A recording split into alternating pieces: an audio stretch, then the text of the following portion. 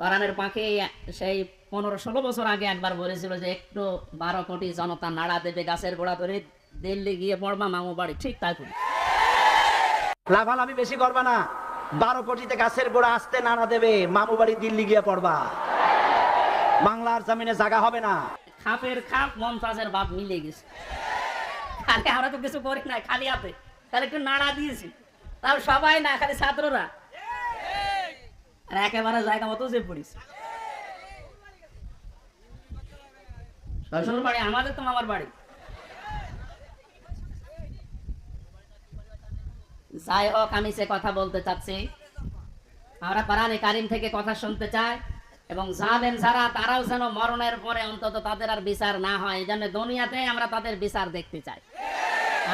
আপনারা আমাদেরকে শত্রু ভাবেন, আমরা আপনাদের বন্ধু, কারণ দুনিয়ায় উপকার করে দিচ্ছি। এই বিচার না হলে আপনি মনে করছেন মাপ পেয়ে যাবেন, কখনো না। আল্লাহর কাছে যা করেছিলেন ওনাকে বলেন, উনি ইচ্ছা করলে মাফ করে দিতে পারে। কিন্তু হামজার সাথে ব্যারিস্টার আরমানের সাথে যা করলেন, এটা আমরা যতক্ষণ মাফ না করবো আপনি মাফ পাবেন না।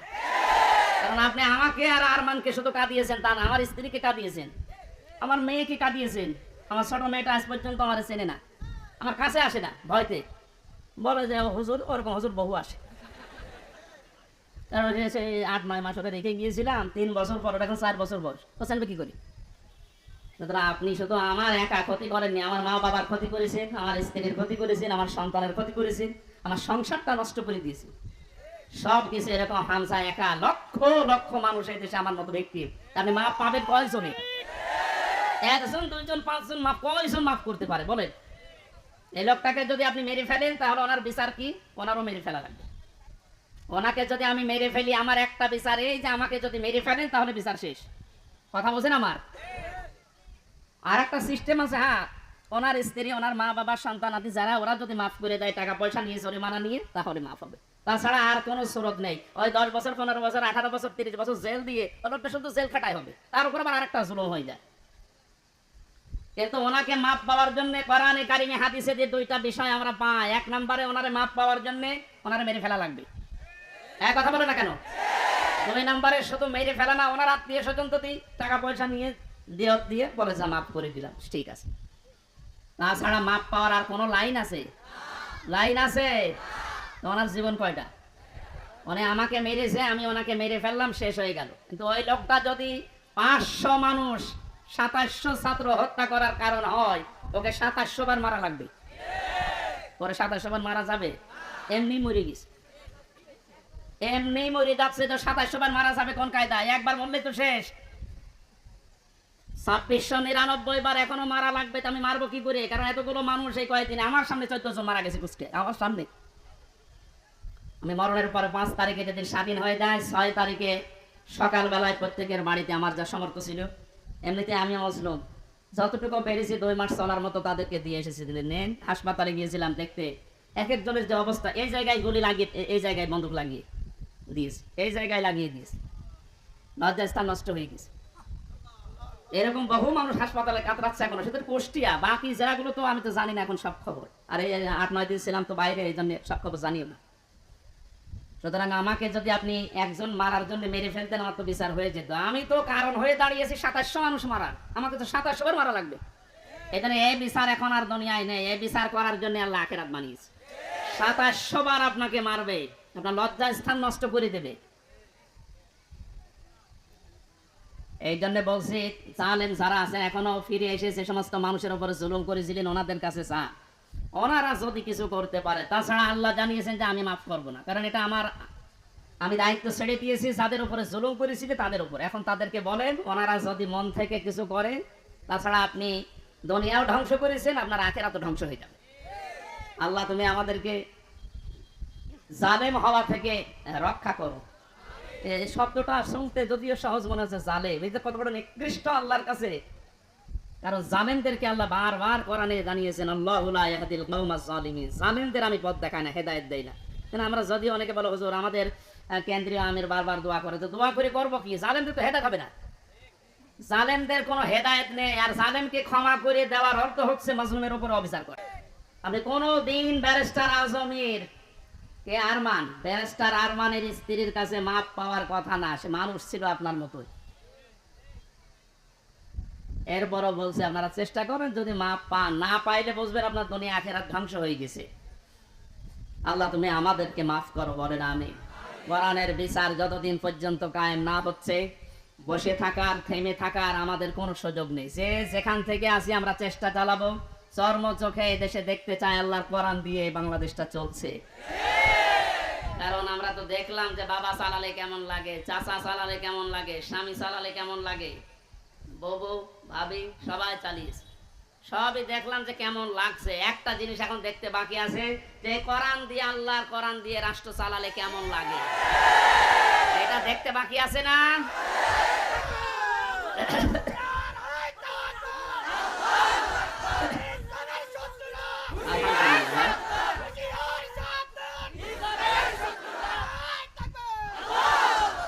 এটা দেখতে যখন বাকি আছে, আমি মুসাফির মানুষ, মাজলুম মানুষ এবং অসুস্থ মানুষ। আর তিনটা দোয়াই কবুল হওয়ার কথা হাদিসে আছে, যে মজলুমের দোয়া কবুল হয়, মুসাফিরের দোয়া কবুল হয়, অসুস্থ মানুষের দোয়া কবুল হয়। সবাইকে নিয়ে মাগরিবের আগে আমি দোয়া করবো ইনশাআল্লাহ। সূরা নসরের তাফসীরটা করার পর আল্লাহ যেন চর্ম চোখে অন্তত এইটা দেখে যাওয়ার তৌফিক দেয় যে আমাদের এই দেশটা কোরআন দিয়ে চলছে। কি যে শান্তি পাবে প্রত্যেক ধর্মের মানুষেরা, আমি বলে বোঝাতে পারবো না, আপনি পাবেন ইনশাআল্লাহ। আমাদের আমার হাকামা বিহি আদালত, যেহেতু নবীজি জানিয়েছেন কোরআন দিয়ে বিচার ফায়সালা করলে ন্যায় বিচার পাওয়া যায়। ন্যায় বিচার কি শুধু নাম শুনে ন্যায় বিচার পেয়েছি 17 বছর আমরা।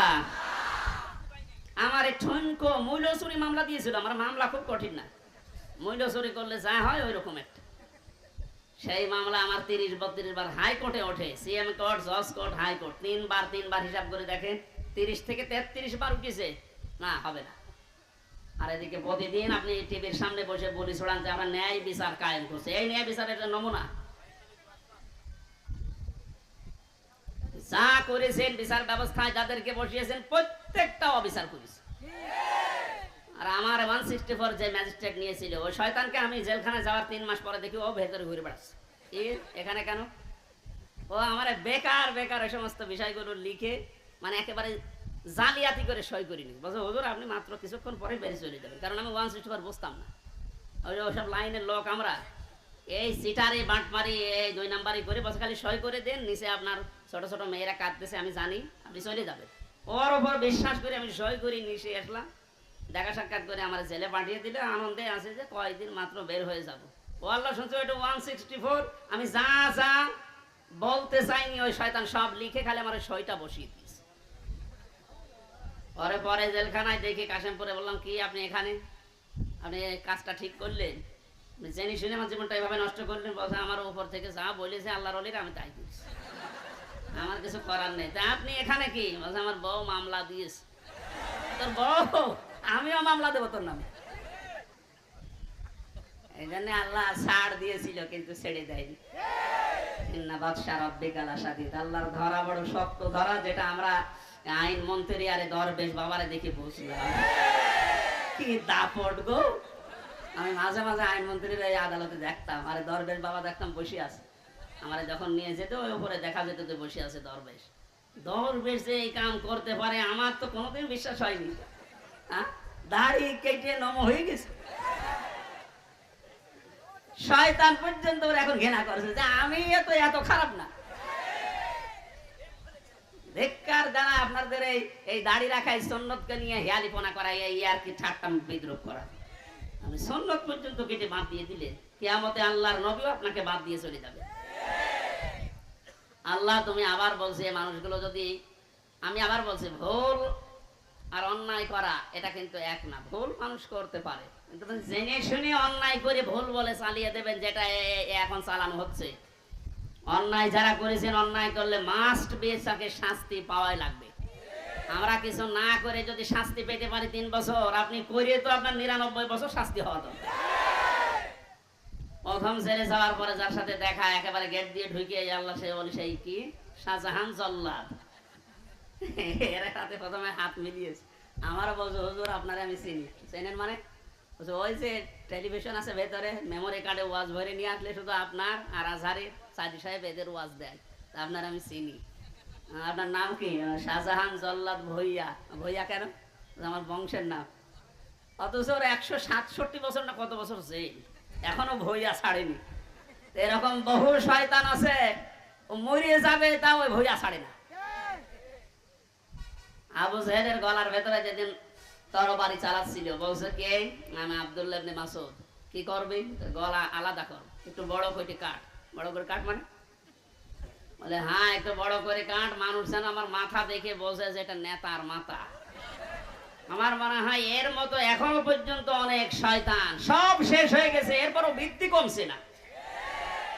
বিভিন্ন জায়গা থেকে ভিডিও বার্তা দিয়ে মানুষকে শুধু উত্তেজিত করছে, আর কোনো লাভ হবে না ইনশাআল্লাহ। আপনি যাই করেন আর কোনো লাভ হবে না, এদেশের মানুষ বুঝে গেছে।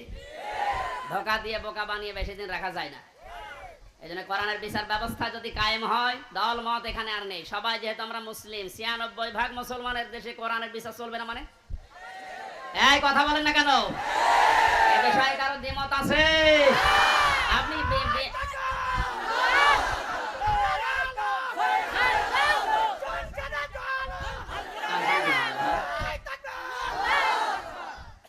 আমান আমিলা বিহি উজরা, যারা কোরআন দিয়ে আমল করবে কিয়ামতে আল্লাহ নিজে তাদেরকে পুরস্কার দান করবে। আল্লাহ রাব্বুল আলামিন কোরআনের আমল করার মাধ্যমে পুরস্কার যেন আমাদেরকে দান করেন।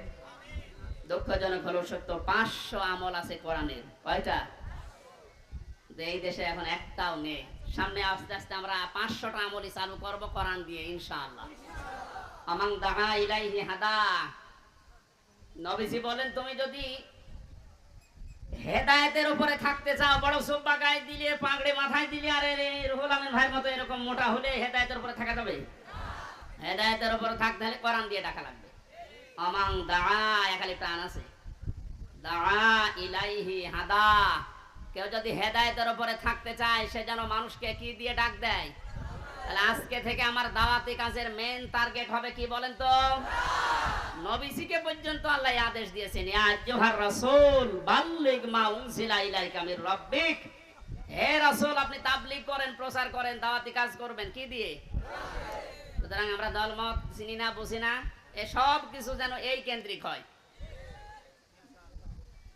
ফাকাদ হুদিয়া ইলা সিরাতিম মুস্তাকিম। কেউ যদি হেদায়েতের উপরে থাকতে চায়, কোরআন দিয়ে সে ডাকবে, এবং কেউ যদি কোরআনের ডাকে সাড়া দেয়, আল্লাহ নিজে তাকে হেদায়েত নসিব করে দিবে। সুতরাং আজকে আমরা কোরআনে কারিম দিয়ে আপনাদেরকে ডাক দেব, আপনারা কোরআনের ডাকে সাড়া দেবেন। আমরা প্রত্যেকেই হেদায়েতের উপরে চলতে চাই, সিরাতে মুস্তাকিম আমরা পেতে চাই। আমিন।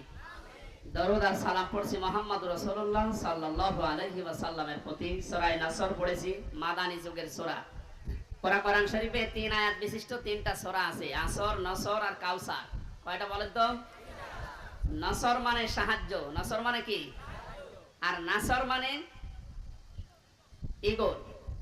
নুন সাদ র, নাসর মানে সাহায্য, নুন সিন র, নাসর মানে ইগল পাখি। এজন্য এখানে যারা তেলাওয়াত করেন এই সূরাটা নামাজে, একটু মুখ গোল করে পড়বেন। আল্লাহ পাক বলেন, ইদা জা আনাসরুল্লাহি ওয়াল ফাত।